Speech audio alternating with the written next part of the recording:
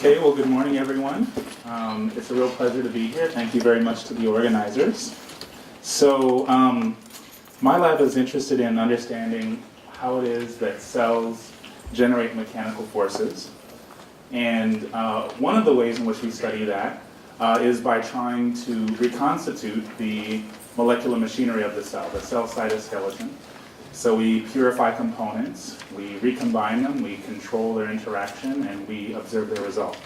So first I'll begin by telling you something which I guess I've already alluded to, which is that of course cells are amazing mechanical machines. They convert chemical energy inside of their bodies into mechanical work. But the forces that they generate can be transmitted over a wide variety of time scales and length scales. We know that at the onset of cell migration, cells can polymerize their machinery up against the cell membrane during a process known as ruffling. They can coordinate their force production on the length scale of the cell, like what happens during cell migration or cell division. And of course, we also know that cells can not play their movies. Cells can coordinate their mechanical activity between each other, like what happens during collective cell migration, as we've seen the other day, and collective contractions during early embryogenesis. However, most of what we understand about how cells generate forces comes from about 50 years worth of studies into muscle. So in muscle, the cell cytoskeleton, the F-actin and myosin cytoskeleton is very organized. It's organized into these discrete units called sarcomeres, and in each of these sarcomeres, all of the actin has the same orientation. The barbed ends are pointed away from the myosin-thick filaments. The pointed ends are pointed inwards. The myosin-thick filaments here are a bunch of polymerized small heads, which will each bind to actin in high affinity. It exists in this kind of nearly crystalline structure, and myosin, through the hydrolysis of ATP, will want to walk towards the barbed ends. As it does so, it'll slide them relative to each other, generating tension and a strain in the sarcomere of up to 30%. And so this is how we generate forces in muscle. It comes through the relative sliding of actin and myosin. Furthermore, we accumulate these. We move up to become myofibrils in muscles by placing more and more of these in series. And the more of them we have in series, actually the faster the contraction. And this has been referred to as telescopic contractility.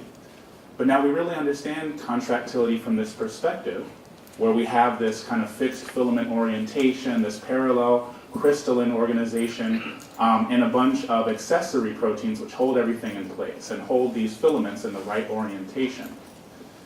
Now the problem is that all of our non-muscle cells, our epithelial cells, our endothelial cells, our fibroblasts, these things have to do what we showed on the first slide. They have to migrate, they have to change their shape like what happens during cell division, but they do not have sarcomeric organization of actin and myosin.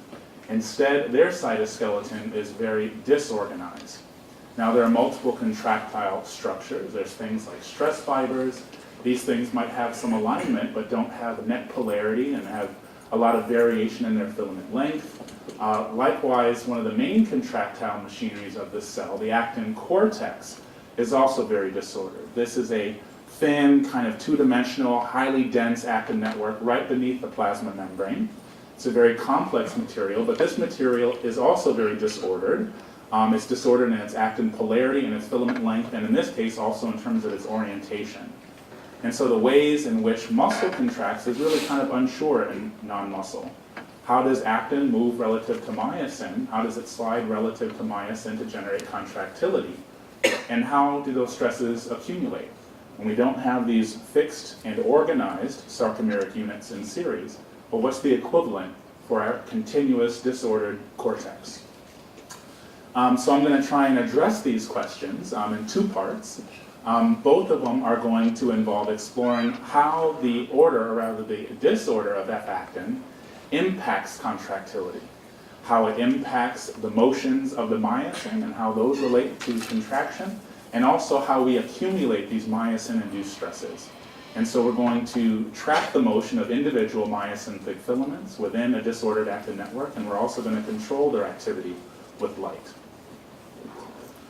So, of course, ideally, we'd like to be able to visualize all of the interactions between actin and myosin in a living cell, but of course that's very difficult. So instead, again, we we endeavor to engineer our own version.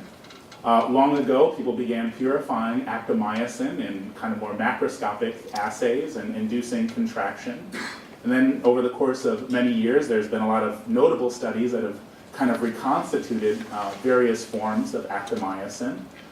In our case, we want to try and generate something that is like that cortex. We want something very thin, we want something that's very concentrated, and that's also disordered. So what we do is we take a phospholipid bilayer, a purified lipid bilayer to represent our cell membrane. We crowd down stabilized actin filaments down to the surface. This creates a very dense actin network. And then we decorate it with F-actin binding proteins. So things like cross-linking proteins, which can bind two filaments together, thereby constraining them. And also we can add those molecules, those thick filaments of myosin, like you see here in green.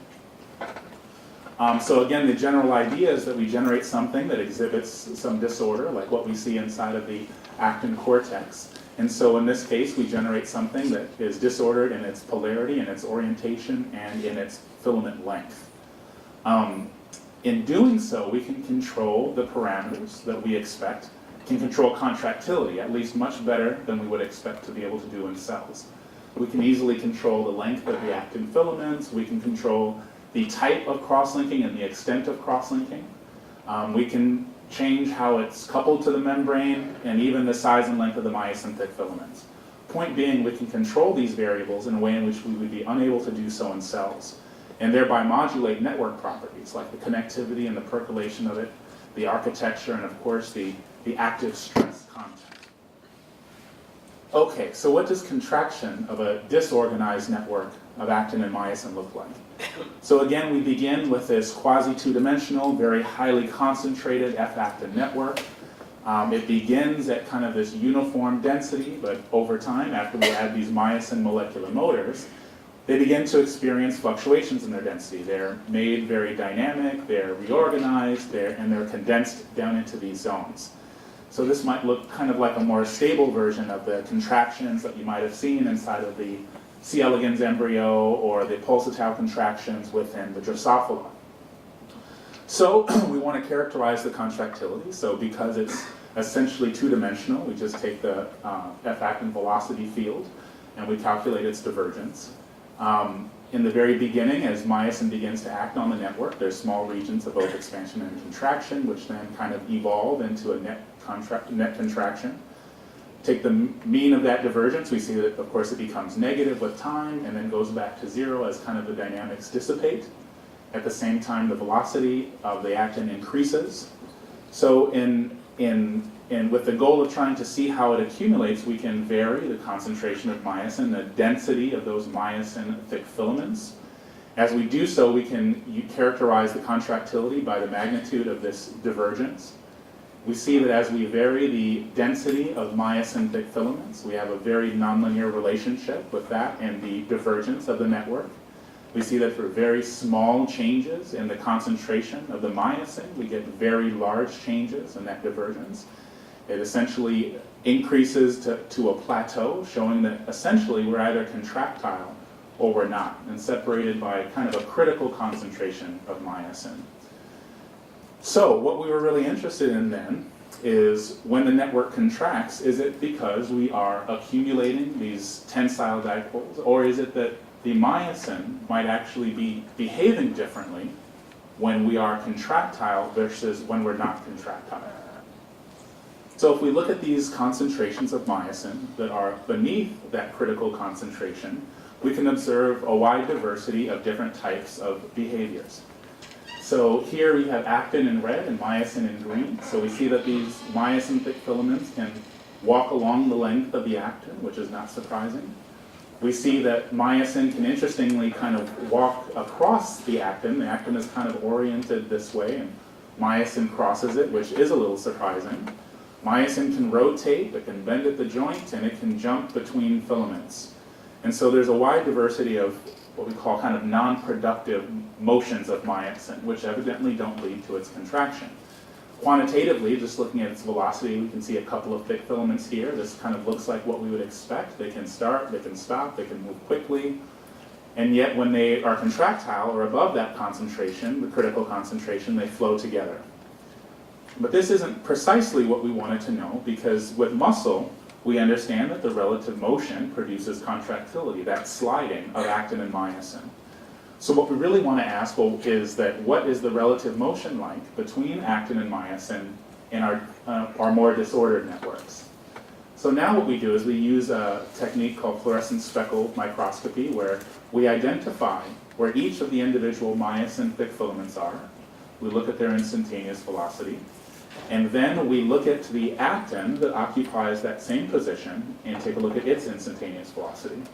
And we can compare and correlate the two. So here, during contraction, you can see that in the beginning there's not much correlation between these vectors, but over time they begin to flow together.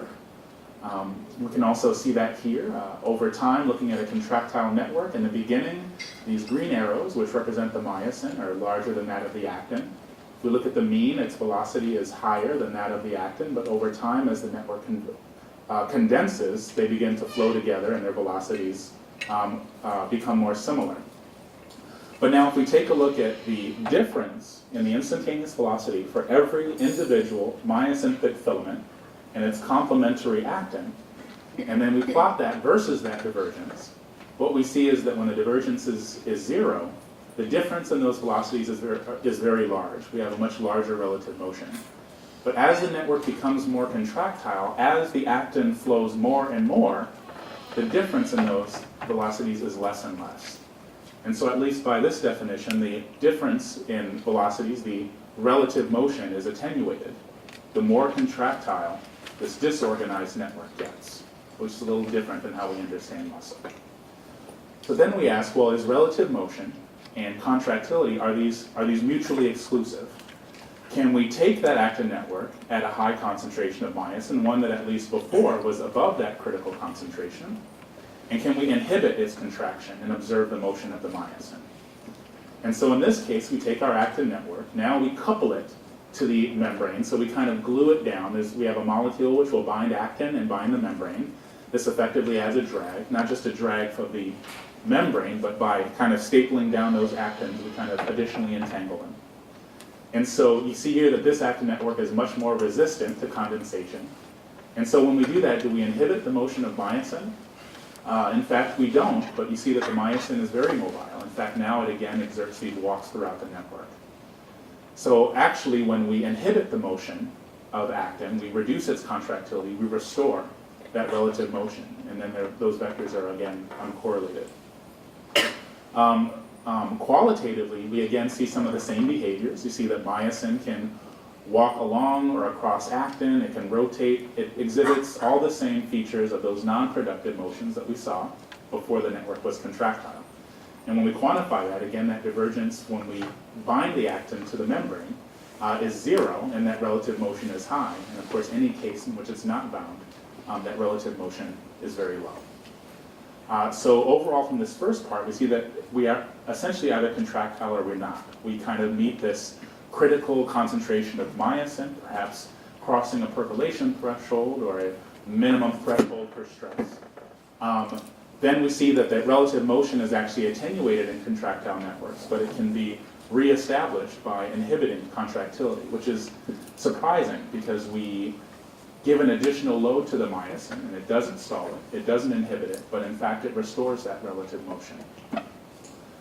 So next we were interested in understanding how we accumulate these stresses. We want to understand what is the equivalent of this telescopic contractility in an actin network, but we're actually largely inspired by how it is that single adherent cells generate mechanical forces.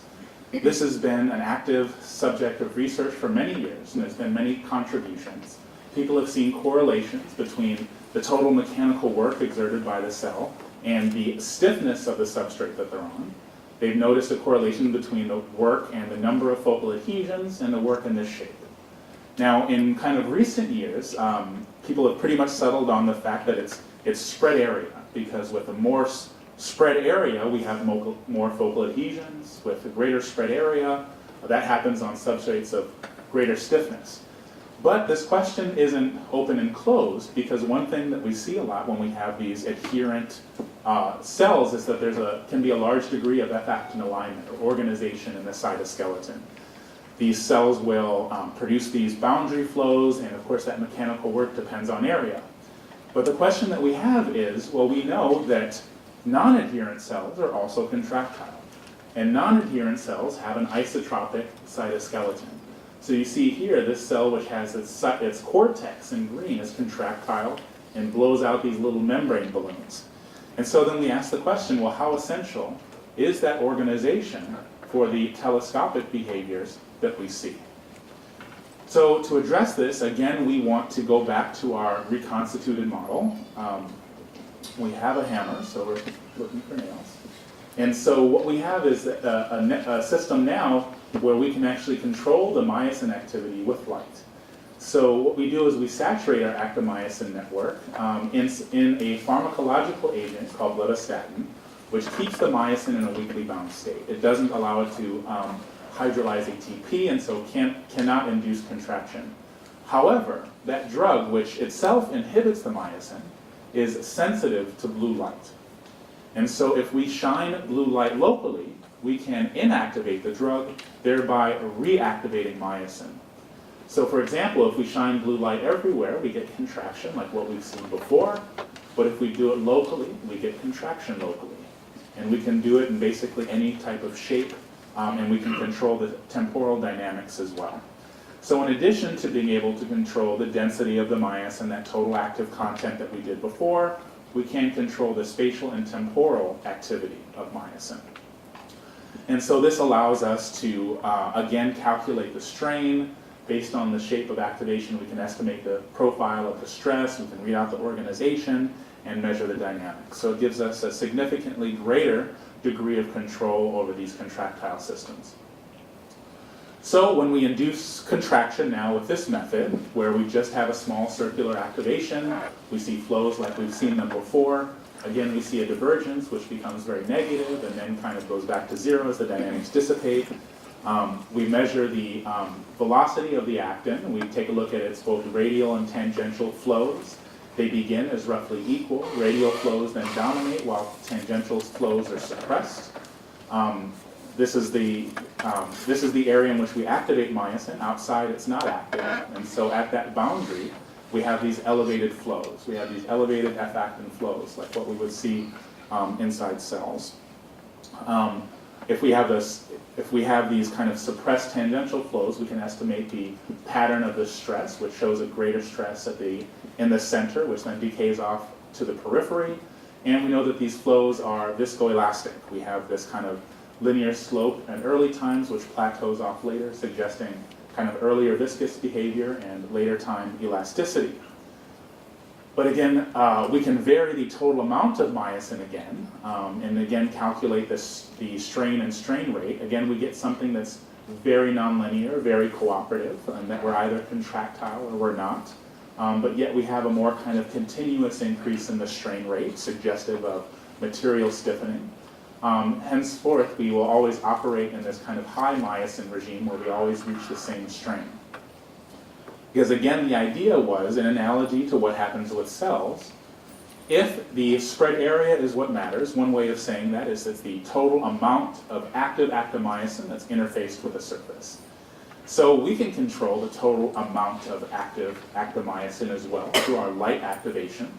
So we can illuminate regions of different areas, and we can take a look at that contractility. And we're interested in what behavior that demonstrates. So when we do that, and we activate regions of different areas, and we measure the strain and the strain rate, we see that the strain doesn't change, that the strain rate doesn't change. But if we look at the boundary flows, if we look at the velocity of the actin at the boundary, that increases continuously.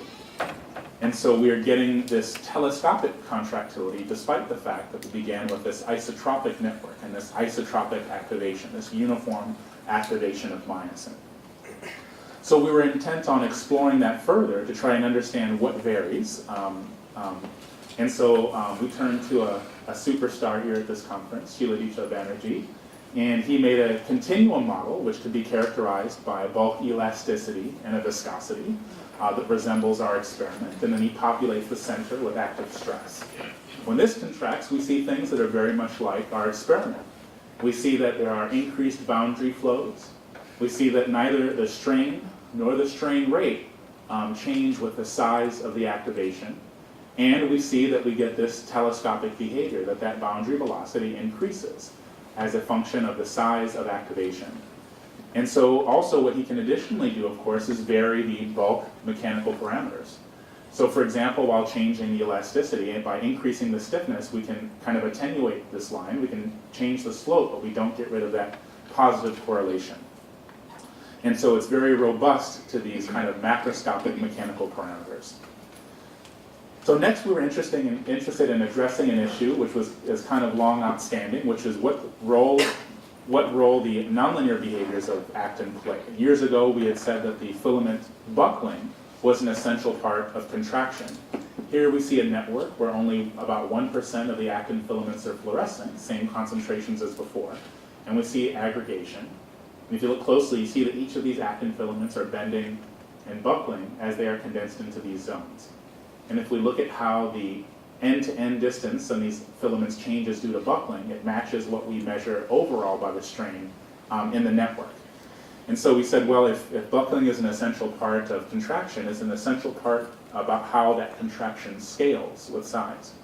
So since it's very difficult for us to change the bending of the actin, we again turned to another one of our collaborators who you saw give a talk the other day. Tae-Yoon Kim at Purdue was able to also reproduce our experiments. He generated an agent-based model with these semi-flexible filaments in red and myosin motors in green. And again, he recapitulated the same essential salient features of our model.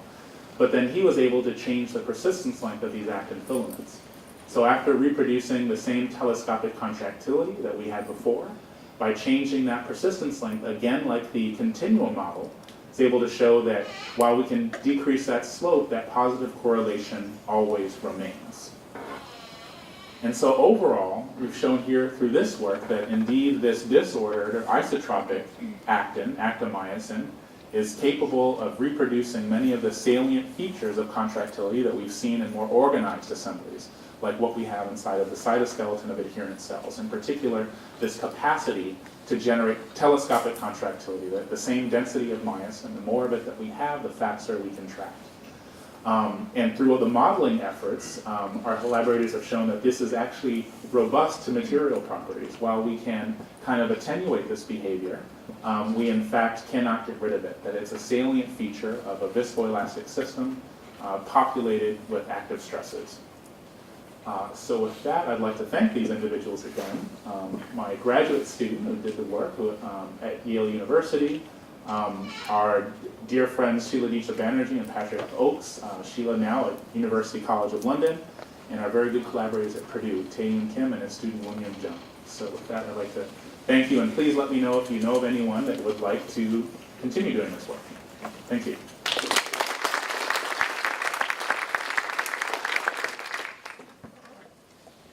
Questions?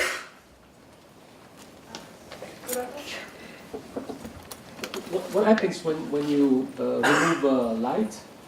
When you remove the light, Yes. it continues for a while, but doesn't continue forever. So it doesn't stop immediately.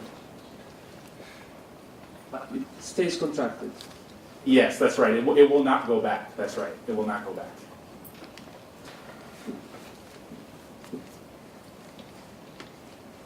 Isaac?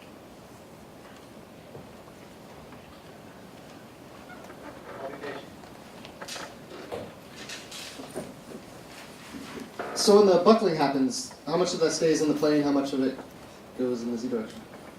So, within our confocal slice, we never see anything that goes out of focus. So we think that it's mostly staying in the plane. I think the depletion forces that put the actin down there actually keep it pretty flat.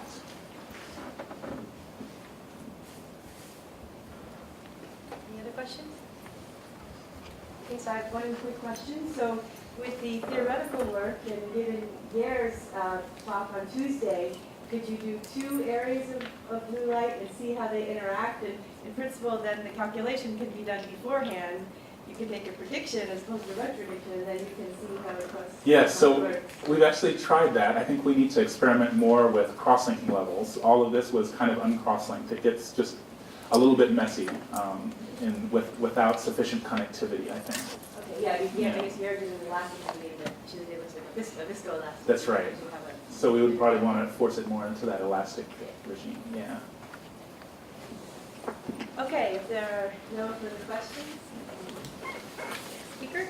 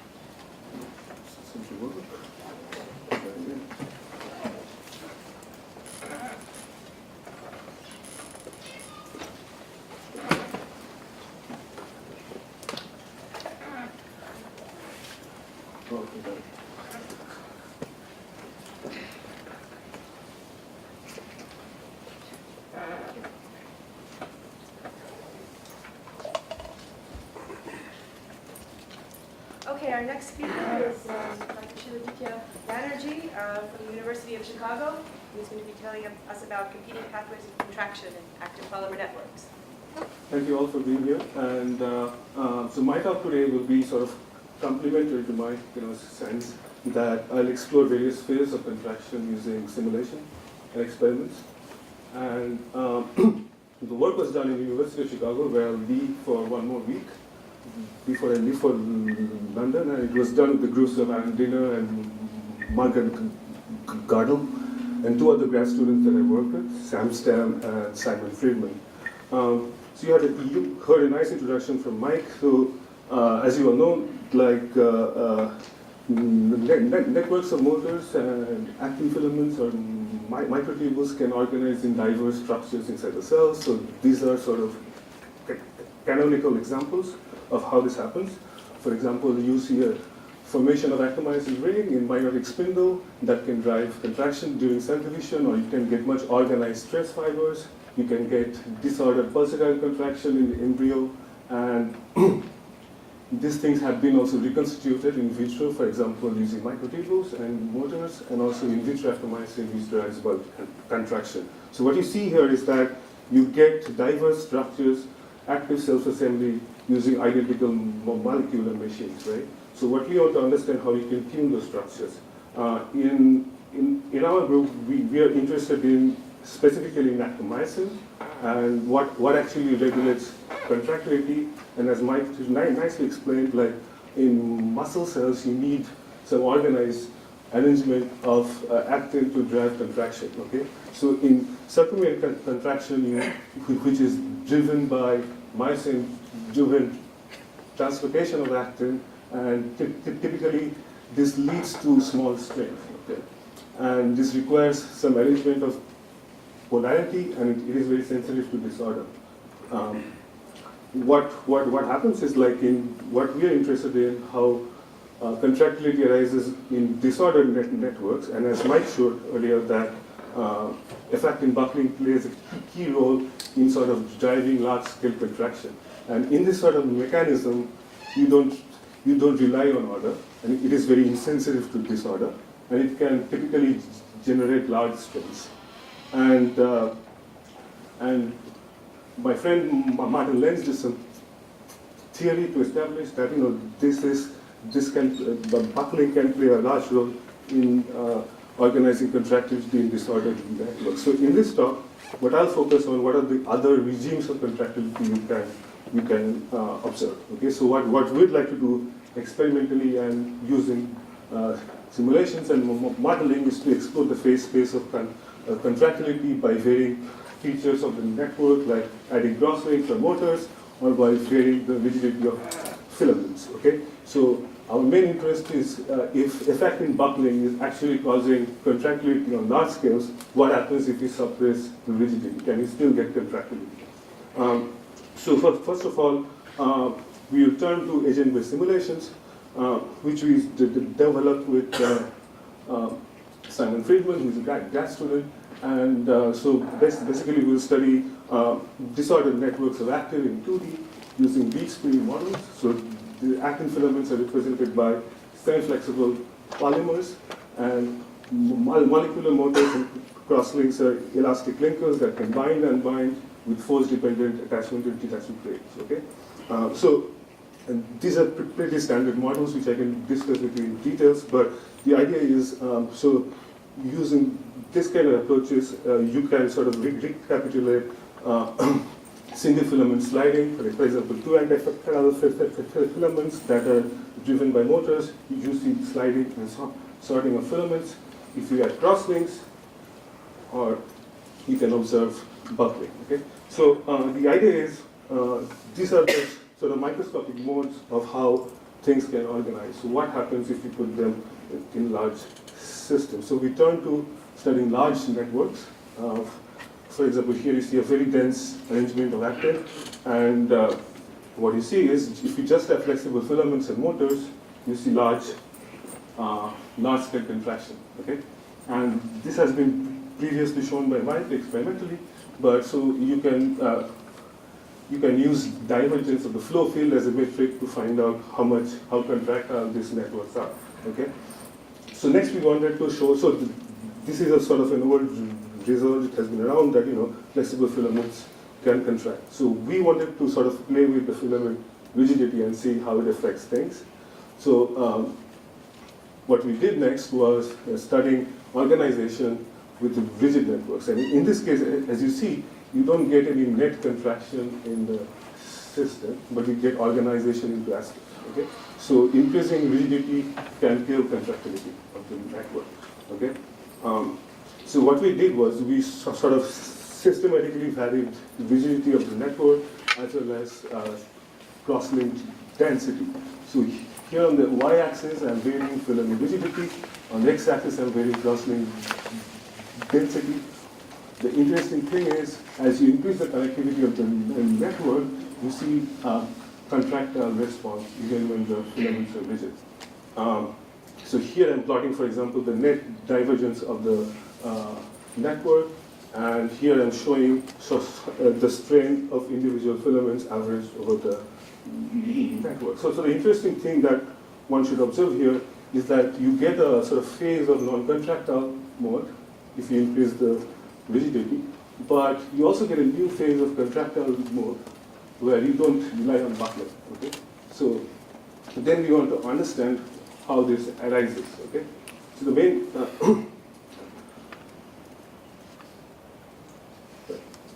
so the underlying feature here is like you get contractility in networks which is highly disordered, but it is highly connected as well. So, and if you look at what is the underlying mechanism, what happens is if you start with two filaments, for example, and you add crosslink, it can frustrate the system and trap it in a contractile state. Okay, and such things won't arise if you don't have crosslink. So in rigid networks, just adding crosslink, you can achieve large amount of strains by sort of trapping the system in a contractile mode.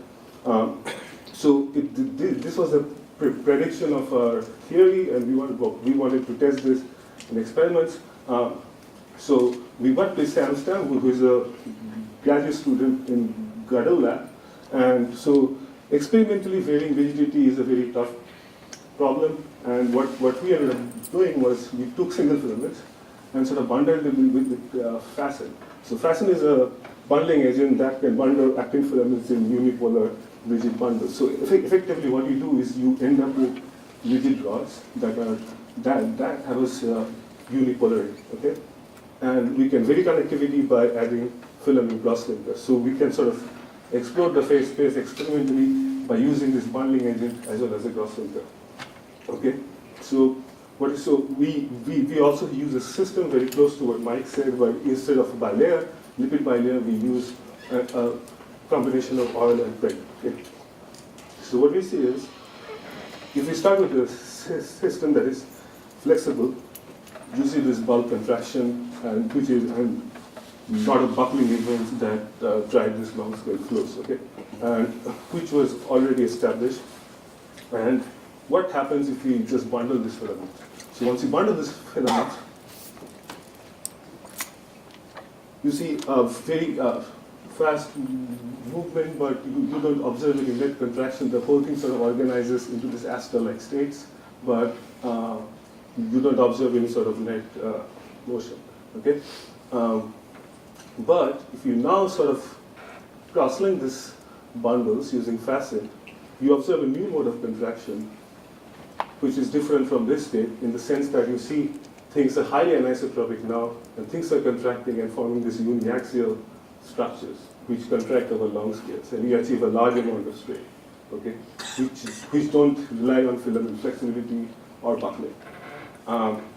So we can quantify this by calculating the divergence, and you see that you achieve a large amount of strain in rigid networks if it is cross-linked, which is much higher than the contraction with buckling.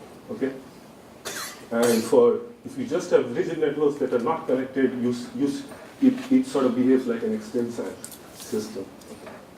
So we wanted to understand sort of what are the microscopic modes of this contraction and how can you tease them out from experimental data. So we worked a lot, and one of the things we did was we looked at this technique called principal strain analysis.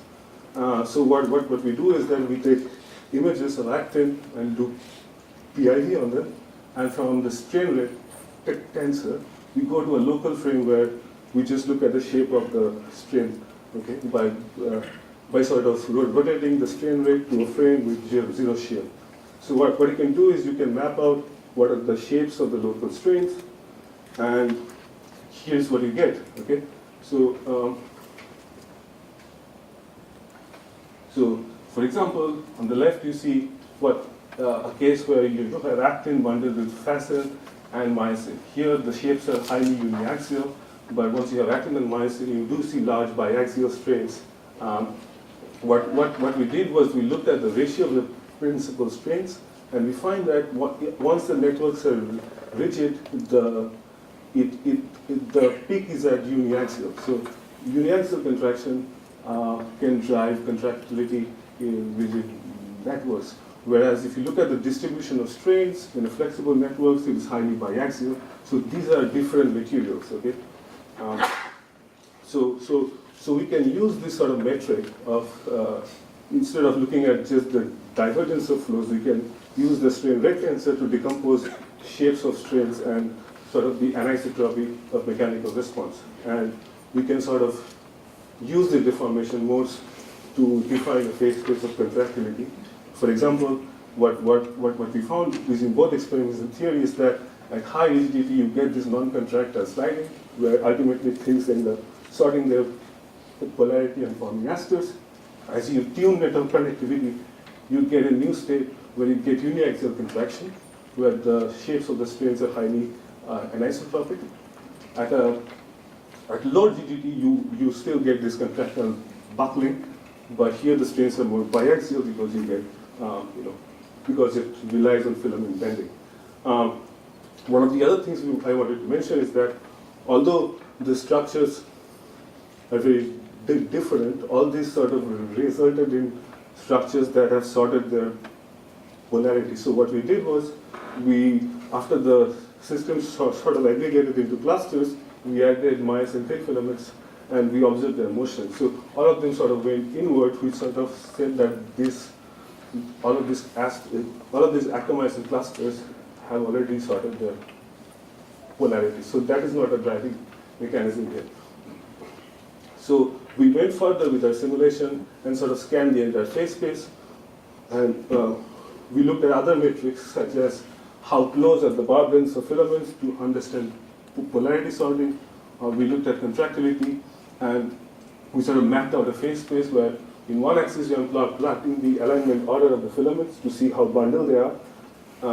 In the x-axis I'm plotting sort of the distance between barbed ends, and the points are colored based on the contractility. So we see that the contractility is optimized at an intermediate range of alignment order and barbed end aggregation. So which sort of gives us this idea that contractility is optimized at an intermediate level where it arises from a computation from bundling filaments and sorting filaments.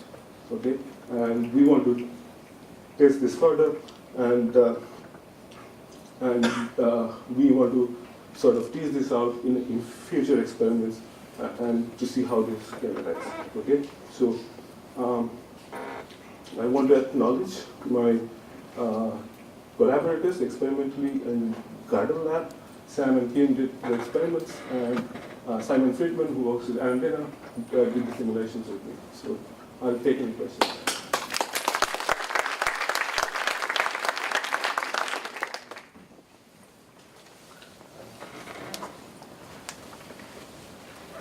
So I have a question regarding the model you have used. So in the bead spring model, you're trying to represent the filament. There are two parameters, the spring constant and the angle stiffness. Yeah. And those two should be, in principle, determined by the mechanical properties of the filaments you're trying to represent and also the geometry, right? Yeah, right. So we work in a regime where the filaments are inextensible, which means that the stretching spring constant is much higher than the bending. So effectively, the filaments don't stretch. For example, so it's like, so it's an inextensible regime where the bonds are very stiff. So it can buckle easily, but it cannot stretch. So this asymmetric response is very useful. I mean, it's actually the reason why you get contraction. Related to that, is there any resolution effect, say, you use certain number of beads to represent one filament, and then you change the number of beads to represent you change the resolution of your model, say?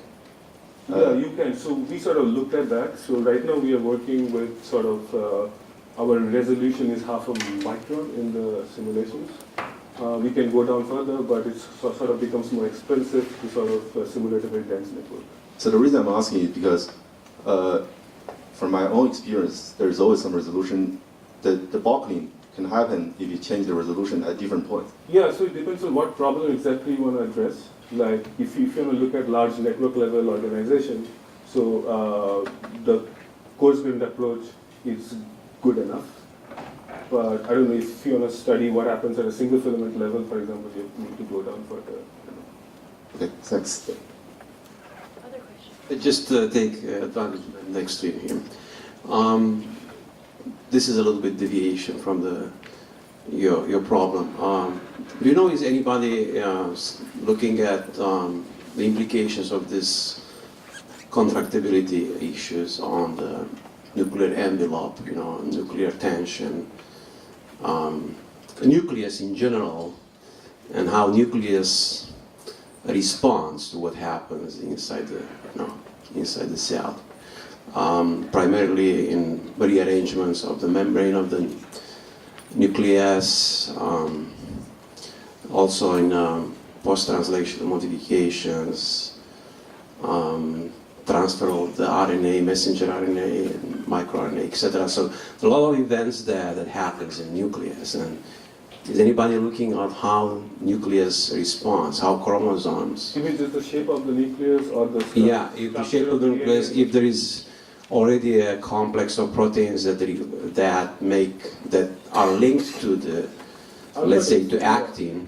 Yeah, I mean, I'm not exactly sure if I'm answering that, but people in the field of adherence have studied and looked at and have seen that the shape of the nucleus can change depending on the environment and the contractile response. But beyond that, I'm not beyond the nuclear membrane, if there are genetic modifications, rearrangement of the chromosome, etc. There are a lot of things that happen there. Maybe you should come talk to me and Jiaming and Zeb Rocco. Okay, good. Yeah. Thank you. We'll talk to you about that.